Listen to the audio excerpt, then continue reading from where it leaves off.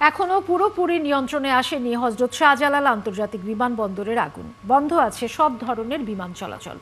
বড় ধরনের ক্ষতির আশঙ্কা করছেন ব্যবসায়ীরা। এদিকে আগুন লাগার কারণ সম্পর্কে এখনো জানতে পারেনি ফায়ার সার্ভিস। তবে রাতের মধ্যেই বিমানবন্দর চালু করার আশা করছেন উপদেষ্টা শেখ বশিরউদ্দিন। মোহন ইসলামের প্রতিবেদন। হযরত শাহজালাল আন্তর্জাতিক বিমানবন্দরের রাতের চিত্র এটি। লেলিহান শিখায় জ্বলছে বিমানবন্দরের কার্গো ভিলেজ এলাকা।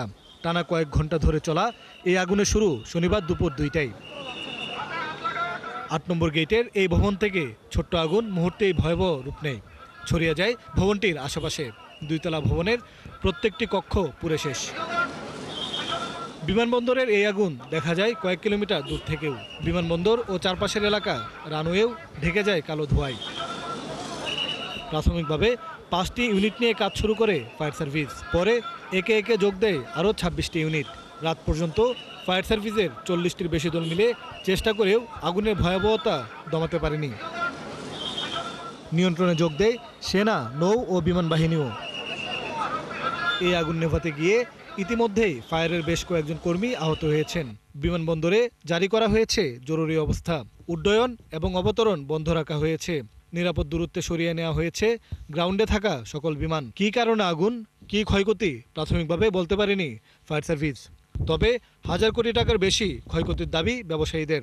এর অঙ্ক আপনাকে বলে আমি বুঝাতে পারবো না যে এর অঙ্ক শেষ না ভাই। কমার্শিয়ালের যে মূল্য, এর অঙ্ক আমি আপনাকে বুঝাতে পারবো না। এটা ইম্পোর্টাররা জানে। বাংলাটেক লিমিটেডের এনআরবি ব্যাংকের এলসি সব প্রায় $3.5 লাখ মাল।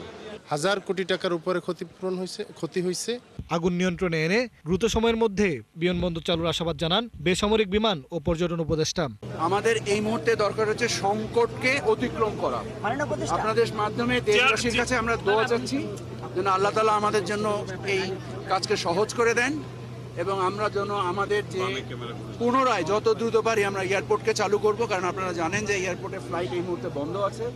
আমরা চেষ্টা করছি যে যত দ্রুত পারি আজকে রাতের মধ্যে ফ্লাইট ওপেন করা এবং আমাদের ব্যবসায়িক কার্যক্রম যে এয়ার কার্গোর যে ঘটনাটা ঘটেছে এবং আমাদের এখানে শুধু আমদানি কার্গোতে এই জটিলতা ঘটেছে। এই দুর্ঘটনাটা যেখানে ঘটেছে এটা শুধুমাত্র আমদানি কার্গো।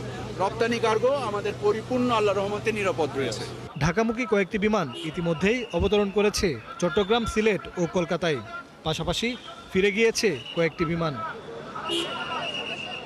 মোহন ইসলাম, 71, ঢাকা।